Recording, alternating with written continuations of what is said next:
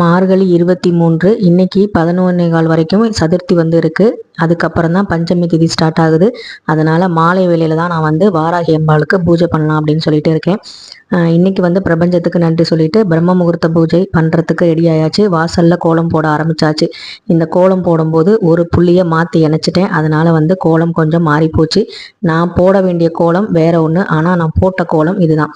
So வந்து அப்போ தான் எனக்கு மனசில் வந்து ஓடிச்சு, இந்த பிரபஞ்சம் நமக்கு சொல்கிறது, நம்ம பண்ணுற சின்ன ஒரு மிஸ்டேக்னால நமக்கு நினச்சதை கூட அடைய முடியாமல், நம்ம நினச்சதை செய்ய முடியாமல் போகலாம். ஒரு சிலர் வந்து இந்த கோலத்தை அழைச்சிட்டு திரும்ப போடுவாங்க. அது கோலம் அப்படிங்கிறனால நம்ம அழைச்சிட்டு போட முடியும். ஆனால் காலத்தை வந்து பார்த்திங்கன்னா, நம்ம தவற விட்டோம் அப்படின்னா நம்மளால் வந்து அதை அழைச்சிட்டு திரும்ப அந்த காலத்துக்குள்ளே போக முடியாது. அதை சரி பண்ணுறதும் ரொம்ப ரொம்ப கஷ்டம் அப்படிங்கிறத நான் இந்த கோலம் போடும்போது புரிஞ்சுக்கிட்டேன்.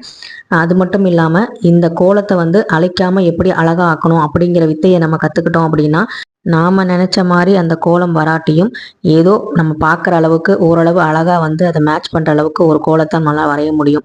அதே மாதிரி தான் காலத்துலேயும் நம்ம வந்து சின்ன தவறு பண்ணலாம். தவறு பண்ணாமல் எந்த மனுஷனும் கிடையாது. சின்ன சின்ன தவறுனால நிறைய வாய்ப்புகள் போயிருக்கும், நிறைய விஷயங்கள் வந்து இழந்திருப்போம். ஆனால் அதை வந்து எப்படி வந்து சரி பண்ணி நமக்கு ஏற்ற மாதிரி ஓரளவாவது நம்ம வாழ்க்கையை அழகாக வச்சுக்கிறதுக்கு நம்ம எப்படி வந்து அடுத்தடுத்து தயாராகணும் அப்படிங்கிறத இந்த கோலம் போடும்போது நானும் வந்து உணர்ந்தேன். இது நிறைய தடவை நான் உணர்ந்திருக்கேன். அதனால தான் லைஃப்பில் ரொம்ப ரொம்ப கேர்ஃபுல்லாக வந்து ஒவ்வொரு அடியும் எடுத்து வைக்கிறது. ஸோ அதனால நீங்களும் வந்து பார்த்தீங்கன்னா, இந்த கோலம் மாதிரி எல்லா நேரமும் அழைச்சிட்டு நம்மளால வந்து காலத்தை மாற்ற முடியாது. காலம் அப்படிங்கிறது பொன் போன்றது. அது வந்து போனால் திரும்ப வராது. இன்னைக்கு புதன்கிழமை, அடுத்த வாரமும் புதன்கிழமை வருமேங்க, அப்படி எப்படி வராதுன்னு சொல்றீங்க அப்படின்னா, இன்னைக்கு வரக்கூடிய புதன்கிழமை 7ஆம் தேதி புதன்கிழமை. அடுத்து வரக்கூடிய புதன்கிழமை 14ஆம் தேதியாக மாறி இருக்கும். திரும்ப இந்த 7ஆம் தேதி புதன்கிழமை வரப்போறதில்ல. எப்போவுமே 2026 வரப்போறதில்ல.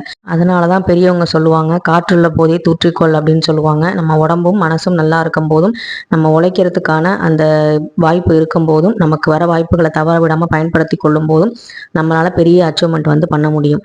ஸோ அதனால் நீங்கள் வந்து ஹவுஸ் ஒய்ஃபாக இருந்தாலும் சரி, வேலைக்கு போகிறவங்களா இருந்தாலும் சரி, உங்கள் கடமையை கரெக்டாக செய்யுங்க. நம்ம கடமையை கரெக்டாக செய்யும்போது நமக்கான பலன்கள் வந்து நிச்சயமாக கிடைக்கும். நம்ம எதிர்பார்க்குற பலன் தான் கிடைக்கணும்னு அவசியம் இல்லை. அதுக்கு மேலே கூட நம்ம கிடைக்கலாம்.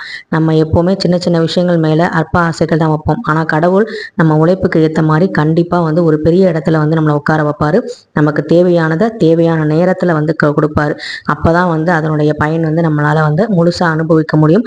அந்த சந்தோஷமும் முழுசாக கிடைக்கும். இந்த வீடியோ பிடிச்சிருந்தா லைக் பண்ணுங்கள். இன்னைக்கு சாயங்காலம் வாராகி பூஜையில் உங்களை சந்திக்கிறேன். நன்றி.